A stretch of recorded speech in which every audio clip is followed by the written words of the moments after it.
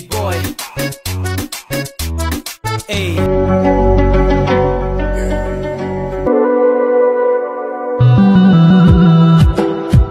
La ilaha illallah Muhammadur Rasulullah. La ilaha illallah Muhammadur Rasulullah. La ilaha illallah Muhammadur।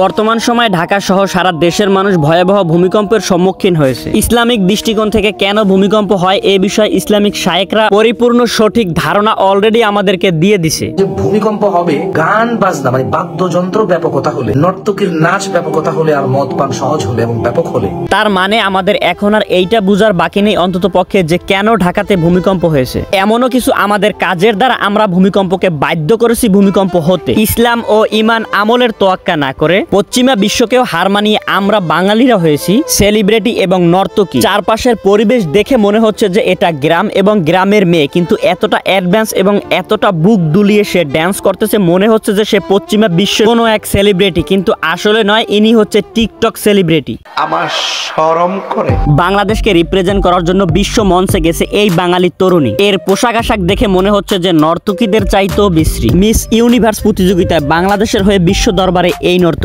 কিন্তু এর বস্ত্রের অবস্থা দেখে মনে হচ্ছে যে হয়তোবা পশ্চিমা বিশ্বের কোনো এক মেয়ে। এর জন্য কি বাংলাদেশে 2, 4, 5, 7 মাত্রার ভূমিকম্প হওয়াটা কোনো ব্যাপার? টিকটক করার সময় খোলামেলা পোশাক, আর যখন ব্লগ করে তখন আবার বোরকা হিজাবও পরে। সে আসলে খুবই ইমানদার। টিকটকে নাচানাচি করে, সেই নাচানাচির ভিডিও থেকে যে আর্নিং হয় সেই আর্নিং থেকে তারা আবার বিল্ডিং তুলতেছে। আর এমনই ঢাকা শহরের অধিকাংশ বিল্ডিং গুলো হারাম টাকায় গড়ে তোলা। শালীনভাবে বোরকা হিজাব পরে ব্লগ করাটা আসলে কোনো পাপের না হয়তোবা, কিন্তু আসলে এরা ভিউর জন্য যা যা করে এটা কিন্তু আসলে পাপের। টিকটকের ভিডিওগুলো দেখলেই বোঝা যায়। অর্ধশত বছরের এই বুড়ো মহিলার কি এইভাবে নাচার কোনো মানে আছে, কোনো অর্থ হয়? আগারগাঁওয়ে কেক বিক্রি করে এই মহিলা ভাইরাল হয়ে এখন উনি একজন পরিপূর্ণ উদ্যোক্তা। সে ভালো কথা, কিন্তু তার পিছনে অল টাইম 8-10টা ক্যামেরা লেগেই থাকে। ওই ভিডিওগুলো ক্যামেরাম্যানরা এআই দিয়ে বিকিনি করে আবার আপলোড করে, আর ওই ক্যামেরাম্যানরা এই মহিলাকে উদ্ভট উদ্ভট প্রশ্ন করে এবং সে ওই প্রশ্নের উত্তরগুলো দেয় এবং তাদের সাথে সে মজা নেওয়া নেই করে। এর জন্য যদি ঢাকা শহরে 2-3 মাত্রার ভূমিকম্প হয় এজন্য কি আপনারা অসন্তুষ্ট হবেন? টিকটক আমাদের বর্তমান প্রজন্মের মস্তিষ্ককে গিলে খেয়েছে, আর তা না হলে কি বাথরুমে বসে এই ধরনের ভিডিও তৈরি করে আবার সোশ্যাল মিডিয়ায় ছাড়তে পারে? ঢাকা শহরে যদি কোনো বড় ভূমিকম্প হয় শুধুমাত্র জিনার কারণে হবে।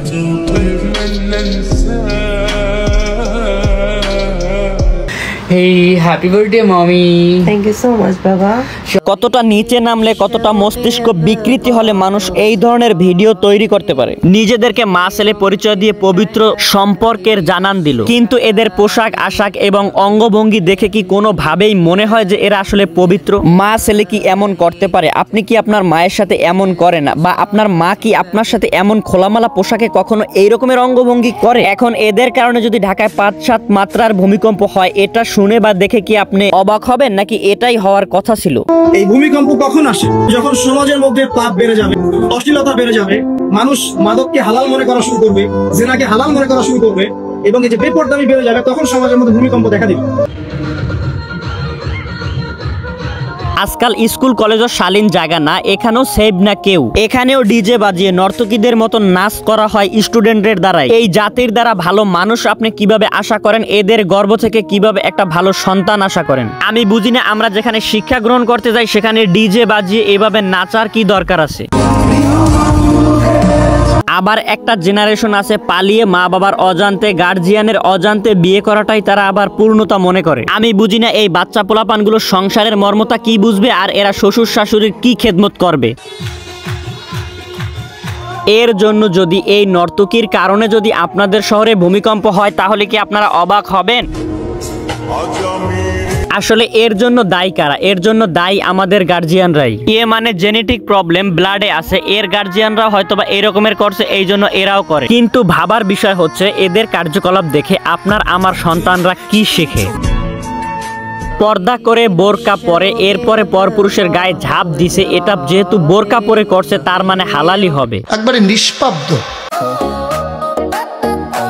আসছে। বোরকা পরে মাস্ক পরে করলে হয়তো বা কোনো পাপ হয় না, যেহেতু এরা করতেছে। এরা কি তাইলে করতো? এরা কি অবুঝ? কি এমনই বা পাপ করতেছে? এরা টিকটকের ভিতরে নাচানাচি করতেছে আর বাস্তবতায় পার্কে পর্কে যাইয়া একজনের কোলে আর একজনের মাথা রেখে একটু রেস্ট নিতেছে। এই জামানার কথাই নবীজি বলছেন সাল্লাল্লাহু আলাইহি ওয়াসাল্লাম, তোমাদের সামনে এমন একটা যুগ আসছে, নবীজি বলছেন জামানা সাবরিন, কঠিন জামানা, যে জামানা ঈমান নিয়ে চলাটা হবে হাতের মধ্যে আগুন নিয়ে চলার মতো। হায় আল্লাহ, আপনি এদেরকে হেদায়েত দান করুন, নয়তোবা এদেরকে গজব দিয়ে আপনি ধ্বংস করে দেন, নয়তো এদের কারণেই ভূমিকম্প হবে আর সেই ভূমিকম্পের বিল্ডিংটা আমার আপনার মাথায় এসে পড়বে। এখানে এই টিকটকের ভাইরাল আপায় আসছে খাবারের রিভিউ করার জন্য, কিন্তু তার পোশাক আশাক দেখে মনে হচ্ছে যে আসলে সে ডাস্টবিন থেকে উঠে আসছে। এমন ভাবে বসছে যে সে আসলে হোটেলের খাবারের রিভিউ দিবে না, সে তার নিজের খাবারের রিভিউ দেবে। আর এর পাশে আবার একজন হুজুর বুজুর্গ টুপি মাথায় দিয়ে বসে আছে। যেহেতু টুপি মাথায় দিয়ে বসে আছে তার মানে এটা হালালই হবে। কেন হয় ভূমিকম্প এটা যদি খেয়াল না করি, তাহলে মাটি যখন সবকিছু বের করে দিবে তার ভারসমূহ,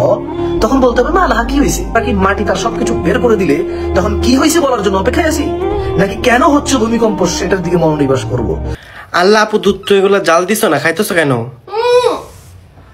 এই তো ডাল দিতে হয় না মূর্খ ছেলে। টিকটকের এক অন্যতম ডাস্টবিন ময়লা। ওর ভিডিওগুলো দেখলে গুজবাম্প হয়, শরীরের ভিতরে মনে হয় ওরে তা দিয়ে অল টাইম খালি বাইরেইতেই থাকে। मैं गाली नहीं दे सकता। नहीं, गाली नहीं देना। अब फैमिली देखती है, वरना मैं ऐसे गाली दूं, ऐसे गाली दूं ना, जिंदगी भर याद रखें ये बड़े भाई। হাই গাইস, ভিডিওটি আপনাদের কাছে কেমন লেগেছে? ভিডিওটি যদি ভালো লেগে থাকে তাহলে ভিডিওতে অবশ্যই একটি লাইক করে দিবেন এবং চ্যানেলে নতুন হয়ে থাকলে চ্যানেলটি সাবস্ক্রাইব করে দিবেন।